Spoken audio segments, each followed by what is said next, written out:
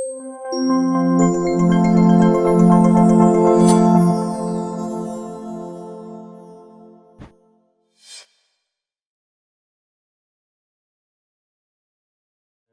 work is focused on mechanisms of pain and also mechanisms that are relevant to migraine and to post-traumatic headache. And so we use preclinical models in order to understand mechanisms, in order to understand circuits that might be promoting pain responses. Our focus is on trying to understand these mechanisms so that we can help to explain some of the symptoms that are observed in humans. And then to use that understanding to help to advance the development of novel therapies that can be taken back to humans. So it's sort of a reverse translation, clinical observation to the laboratory, and then use of the laboratory investigation to try to advance novel therapies to humans. So I guess I would refer to my work as clinically informed basic science.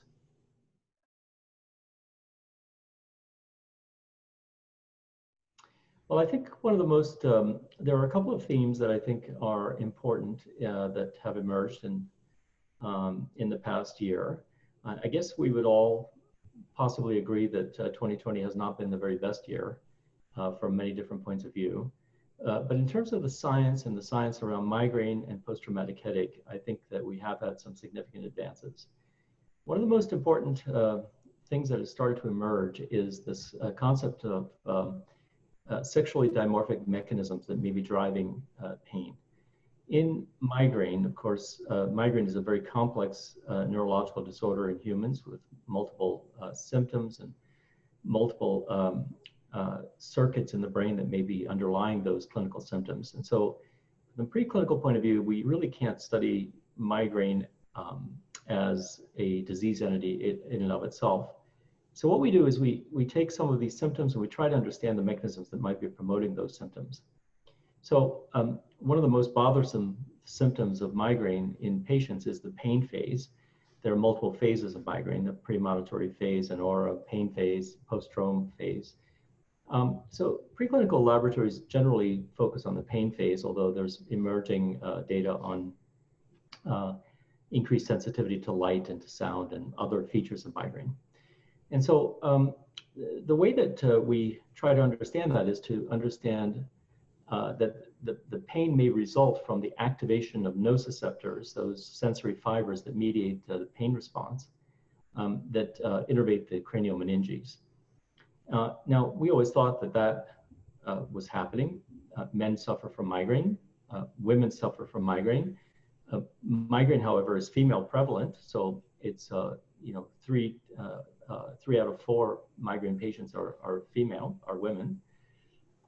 And so we never really understood what the basis for this female prevalence was. Many different factors were suggested, of course, and many different factors have been explored. I mean, obviously the influence of sex hormones and that sort of thing has been thought about for a very long time.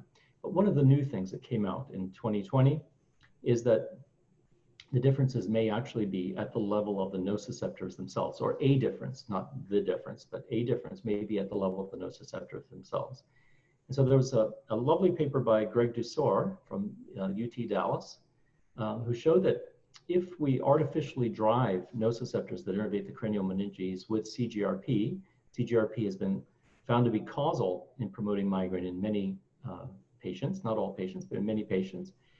And when Greg put CGRP onto the dura mater of the mouse, he found that there was an exaggerated response of female mice compared to male mice. And so actually the female mice were much more sensitive to CGRP than were male mice. And so this was a sort of a new concept, and one that started to suggest that there may be really a fundamental difference in the nociceptor itself between males and females. The second part of that I think has been supported is that there are other factors that have been revealed to show differences in nociceptors between males and females. And one of these has been prolactin. Prolactin is a neuroendocrine substance that's released from the pituitary. It's known for its role in lactation in women, but it has lots of other biological functions. And one of the things that is now very clear is that prolactin can produce sensitization of nociceptors. So sensitization means that nociceptors can be activated more readily, by stimuli that are normally sub-threshold. So in the presence of prolactin, the nociceptors become sensitized, they're more responsive, and that this effect of prolactin is profoundly sexually dimorphic. And so female nociceptors respond to prolactin far more than male nociceptors. And so following sensitization of nociceptors with prolactin, that stimuli that activate the nociceptor will produce more CGRP releases. So the prolactin and the CGRP story may be in fact linked. And so I think that what emerges from this is that we start to kind of get this idea that there will be male nociceptors and female nociceptors. And so that's a really kind of a new concept. And that has not been really explored in any detail in humans. It may be one of the reasons that contribute to this female prevalence of migraine. So more women suffer from migraine than men. Migraine may be, the pain of migraine may ultimately have to do with activation of nociceptors. Female nociceptors may be more sensitive to these sensitizing substances, and so perhaps that could contribute to the female prevalence. So I think that's a new thing in 2020.